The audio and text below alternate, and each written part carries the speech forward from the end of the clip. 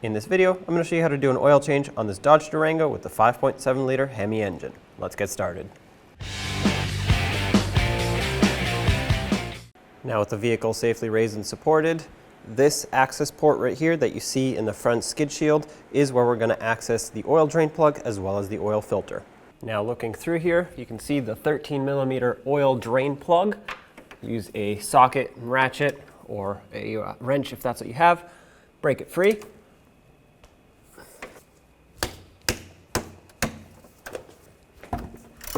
There we go.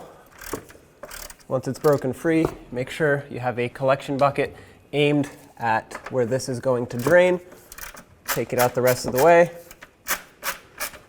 As you remove this, keep pressure on it so that as it gets to the last thread, it doesn't just shoot oil out. You can control when to release it. So at this point, I can see oil's coming out. It's on the last thread. Pull away quickly, and oil should go right into your collection bucket and nowhere else. Let this drain completely. Meanwhile, inspect your drain plug, make sure it's in good condition. This one is. Replace that O-ring gasket if necessary. If not, you can reuse it, but obviously you can't reuse it forever. It is rubber and it will wear out, so again, inspect it and replace it if necessary. If you look further up, you'll see the oil filter. Sometimes you'll need an oil filter wrench to remove it. Other times you might be able to get it by hand. There we go.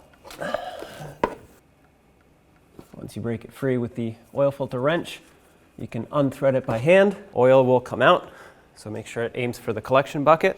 As that's draining, I'm going to carefully remove the oil filter. There it is.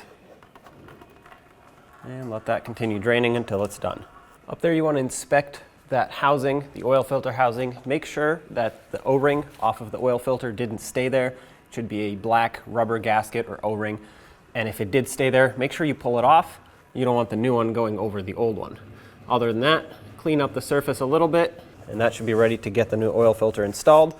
So let's prepare that one. And what I mean by that is because the oil filter doesn't sit upside down, it sits partially up, mostly diagonal like that. But either way, we can fill it up a little bit with oil, and I like to do this to avoid a dry start. Don't put too much in because you don't want to waste it. If you fill it all the way, it'll spill. But I like to fill it all the way first, and then as you can see, it goes down a little bit. The oil will soak into the filter material, and it'll basically prime it so that as soon as you start the engine, there is some oil already in here. Now, as you fill this, keep in mind that the vehicle, or this particular engine, takes 7 quarts in total. This is part of the 7 quarts. One other thing you want to do is take a little bit of this clean oil with a clean glove and just lubricate the O-ring, this gasket that sits around here. This will help you with 2 different things. 1, it'll allow it to seal up a lot better.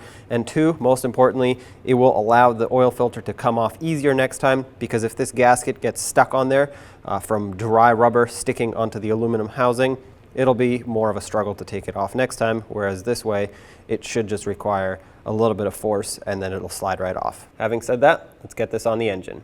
So slide it up here, line it up with the threads, try to be careful, and definitely don't cross thread this. Take it slow, spin it slowly as you put it on here, and it should grab on, and you'll know if it's on properly because it'll just slide on easily with minimal force and thread on properly. If it gets stuck, it's cross-threaded, back it off and try again.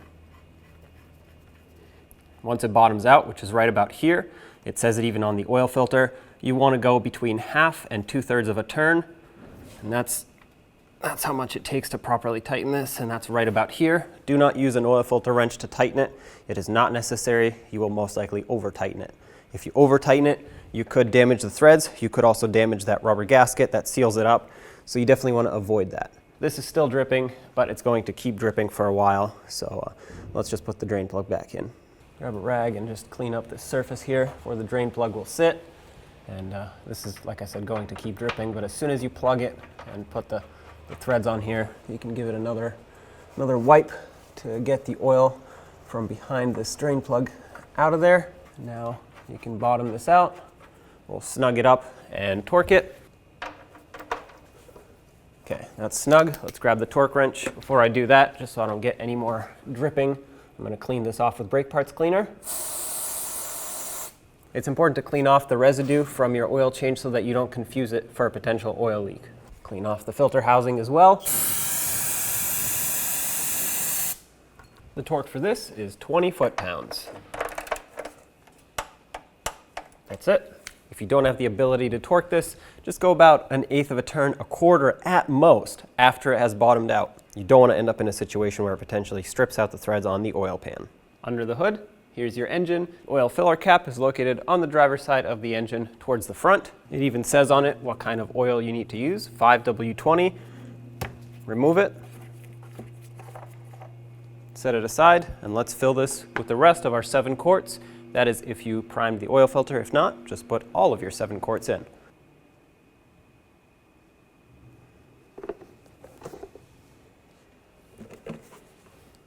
And with 7 quarts of oil in the engine, let's cap this off. Check the dipstick to make sure that it's actually full, which it should be, but it's always good to double check. On the passenger side of your engine, you'll see the yellow dipstick. This is for the engine oil. Pull it straight out completely, wipe it off, and stick it back in all the way down. Now pull it back out. This time don't wipe it off. And it's hard to see on camera, but the oil level is right about here for us, right above the full mark, which is actually good because that means as soon as we start the engine, it'll drop back down to the full mark, which is this top notch right here. You want to be in between the bottom and the top, but 7 quarts should get you right up to the top. Stick this back in. Now let's reset the oil change reminder. First, you want to get in the driver's seat and turn the ignition to the on position. To do that, make sure your foot is not on the brake pedal and press the start-stop button twice. Once you do that, you'll see that the dashboard lights up, and from now on, we're going to use this keypad right here with the arrows and the OK button. Now you want to use the arrow down button and scroll down until on the left-hand little screen there next to the tachometer, you see the vehicle icon, this one right here. Then you want to use the left or right arrows and just scroll over until you see the oil change light, or oil change reminder, I should say.